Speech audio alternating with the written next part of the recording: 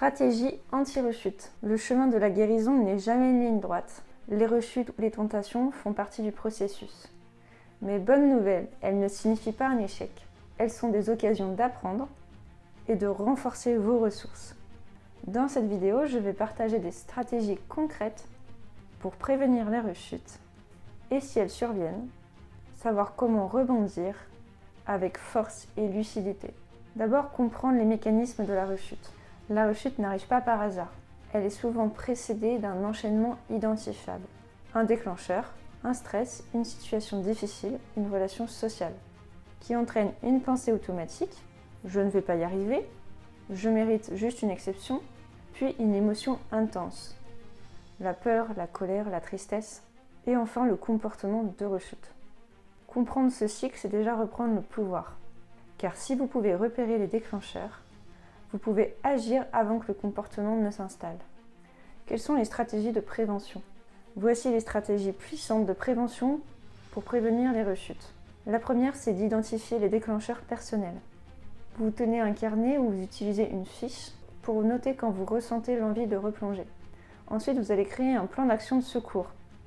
Ayez à la portée de main une liste de 3 à 5 actions alternatives quand l'envie remonte. Respiration, appeler un proche, écrire vos pensées, etc. Ensuite, vous allez renforcer votre environnement. Évitez les contextes ou les personnes qui alimentent vos anciennes habitudes. Et rapprochez-vous de celles qui vous soutiennent. Ensuite, vous allez utiliser le soutien social. Ne pas rester seul. Un message à un ami, un groupe de soutien, un professionnel, un coach. D'ailleurs, je vous invite à prendre rendez-vous directement avec moi. Et enfin, prendre soin de son corps. Le sommeil, la nutrition, le mouvement régulier, tout cela renforce votre résilience et réduit les failles émotionnelles. Que faire en cas de rechute ? Et si malgré tout ça, une rechute survient, déjà il faut vous souvenir qu'une rechute n'est pas un retour au point zéro. C'est une étape d'apprentissage. Voici 3 clés pour en sortir plus fort et devenir antifragile. Accueillir sans jugement. Remplacer la culpabilité par une observation neutre.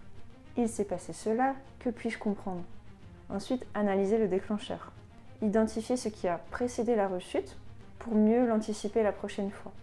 Et ensuite, vous allez vous réengager immédiatement. Reprenez vos pratiques et rappelez-vous pourquoi vous avez commencé ce chemin. La rechute ne définit pas votre parcours, c'est une parenthèse.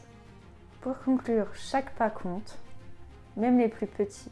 La vraie force n'est pas d'éviter absolument toute rechute, mais de savoir se relever à chaque fois, comme un enfant qui apprend à marcher. Un peu plus conscient, un peu plus fort. En développant votre stratégie anti-rechute, vous construisez une solidité intérieure, une résilience qui vous rend antifragile. Rappelez-vous, vous n'êtes pas seul dans ce chemin, vous avez en vous toutes les ressources, mais il faut les savoir utiliser les bonnes ressources au bon moment. Et pour ça, c'est beaucoup mieux de se faire accompagner car vous allez gagner du temps et le temps, c'est la vie. Alors je vous invite à prendre votre premier rendez-vous, le lien est dans la description. Merci et à bientôt.